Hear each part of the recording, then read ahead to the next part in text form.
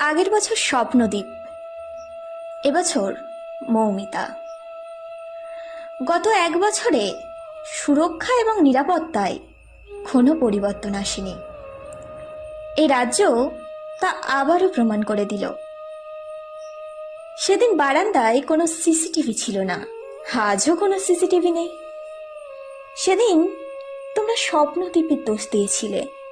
সে কেন সিনিয়রদের প্রতি দায়বদ্ধ ছিল না? সে কেন মানিয়ে নিতে পারল না? এবারেও তোমরা মৌমিতার দোষ দিলে। অত রাতে মেয়েটা একা কেন ছিল? দোষটা মেয়েটার। ঘটনাচক্রে 2ই আগস্ট মাস, যে মাসে আমরা স্বাধীনতা দিবস পালন করি।